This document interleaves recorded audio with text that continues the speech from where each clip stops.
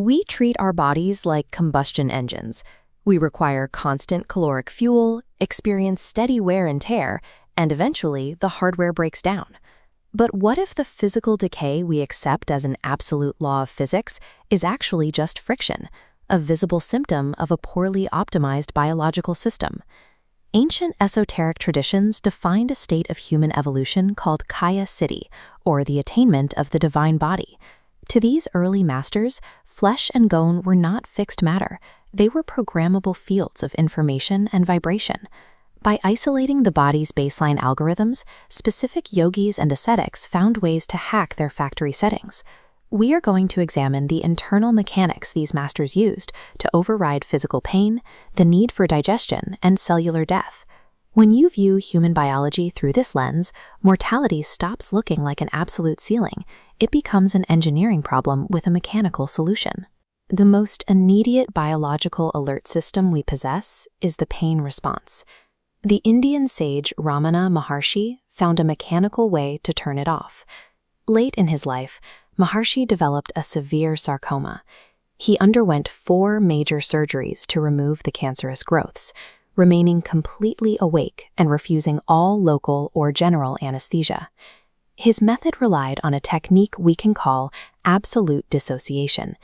He shifted his entire sense of identity into the witness consciousness, the part of the mind that observes sensations but does not experience them. By doing this, he severed the energetic cord connecting his brain's physical pain receptors to his subjective awareness. Physical suffering in this context is simply a localized hardware alert.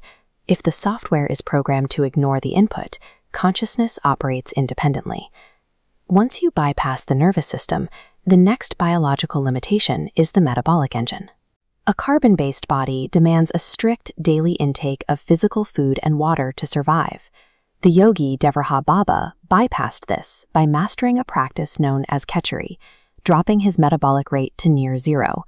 This preserved his biological engine for an observed lifespan of over 280 years.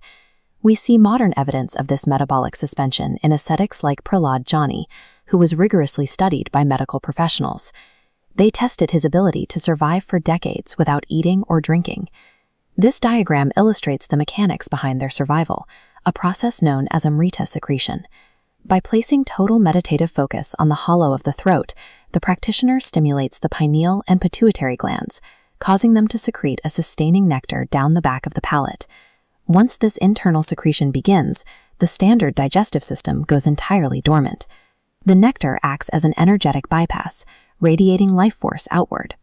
This high-octane substitute allows the body to survive without the energy-draining entropy of the digestive process. Past the hurdles of pain and starvation sits the final, most seemingly impossible biological boundary: entropy, time, and cellular decay. To reverse cellular aging, Taoist immortals utilized a technique called embryo respiration. They slowed their breathing to match that of a fetus in the womb, transmuting their dense vital essence upward into pure spiritual energy. In the Indian tradition, the Hatha yogi Changdev Maharaj utilized Bhuta Siddhi, total control over the physical elements. By commanding his elemental biology to constantly generate fresh cells, he reportedly extended his physical lifespan to 1,400 years. The ultimate apex of this biological hacking is found in the lineage of Mahavatar Babaji and Matsyendranath through the practice of Kriya Yoga. This animation shows the precise mechanics of a process called decarbonization. By forcing life energy rapidly up and down the spinal column, the practitioner burns off cellular carbon waste and floods the bloodstream with pure oxygen. By immunizing the nervous system against decay, the dense physical form is transmuted into an incorruptible, light-based essence. This replaces the oxidative stress that drives decay with a constant flow of oxygenated vitality. These results stem from a precise manipulation of biospiritual physics. Sickness, starvation, and decay are localized rules. They apply only to a specific, lower frequency.